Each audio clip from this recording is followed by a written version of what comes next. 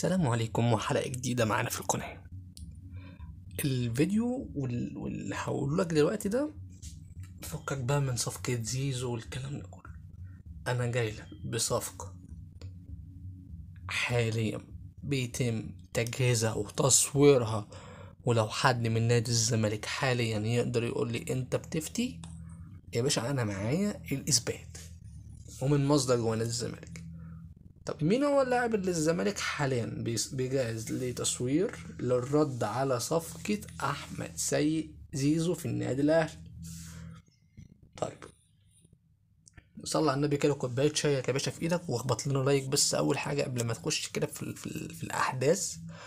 تمام، وقول لنا الصفقة لو تمت بجد إيه اللي ممكن يحصل في النادي الأهلي خصوصا، في الأهلي خصوصا، هنعيدها تاني، في الأهلي خصوصا.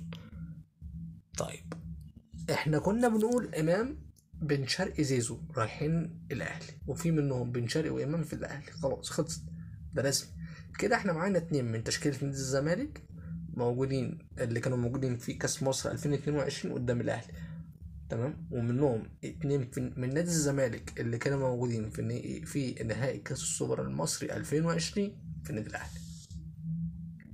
طيب دلوقتي بقوا 3 زيزو قلنا معاه. طيب اسمع بقى يا باشا الجديد اللي هقول لك دلوقتي، الجديد لانج، جديد لانج اللي ما تعرفوش واللي ما فيش حد في مصر النهارده يعرفه غير اللي في النادي الاهلي، ان حصل مشادة قوية جدا بين امام عاشور وكابتن محمد شوقي.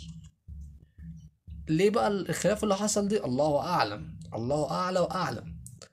تمام، لكن في خلاف حصل في النادي الاهلي النهارده بين امام عاشور ومحمد شوقي المدير الرياضي في النادي الاهلي ومدير الكوره حاليا في النادي الاهلي برضه، كابتن محمد رمضان مدير الكوره في النادي الاهلي حاليا برضه.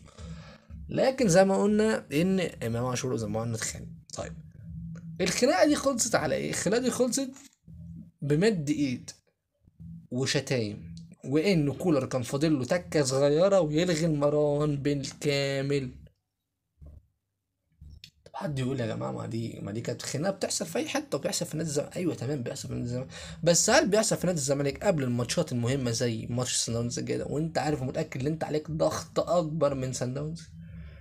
يعني اخر مره سان داونز لعب في القاهره هنا كان في السوبر الافريقي، الدوري السوبر الافريقي اللي كانوا بيلعبوا مع بعض فيه، وسان داونز عرف يتعادل معاكم مع انهم كسبك هناك 1 وانت ما قدرتش تعمل كده، ما قدرتش تتماشى مع سان داونز هنا، وسان داونز عرف يلعبك بطريقته هو وكسبك والدنيا تمام ويزي. في ال5 مباريات اللي سان داونز لعب الاهلي فيهم ولا مره كولر كسب سان داونز من 2022 لغايه 2025، ولا مره كولر كسب سان داونز. طيب نيجي بقى للشق الاهم، هو بن شرقي اسف امام عاشور زي ما قلنا خلاص ان هو بتاع مشاكل، خلاص هو مش على نهج كهربا مديله قرشته كده برشامه، قال له والله يا امام انا ماشي من النادي ده، خلاص يا باشا انت تستلم من بعديه. والله كان هو مشاكل خناقات الكلام ده كله. طب هو كهربا اصلا كان وارث من مين؟ كان وارث من صلاح جمعه. طيب صلاح جمعه ماشي، كان وارث من مين؟ كان وارث من امام متعب. طيب امام متعب ماشي، كان وارث من مين؟ ما كانش وارث من حد، بس كان في اكيد لعيبه انا مش فاكر لحد دلوقتي، لكن هم لعيبه كان بتبقى عامل مشاكل. ويعني حدث ولا حرج، ومنهم كمان حسام حسن المدير الفني لمنتخب مصر السنه دي، هو كان بتاع مشاكل.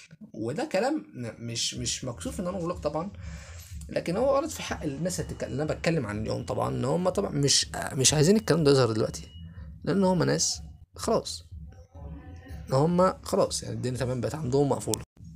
واللي بقى يحامي امام عاشور ما بقاش موجود. طب مين اللي كان بيحامي الكهرباء؟ طب مين اللي كان بيحامي كابتن محمود الخطيب؟ كان بيحامي؟ لا طبعا كابتن محمود الخطيب ما بيحبش اللي طلعت مشاكل في الفريق.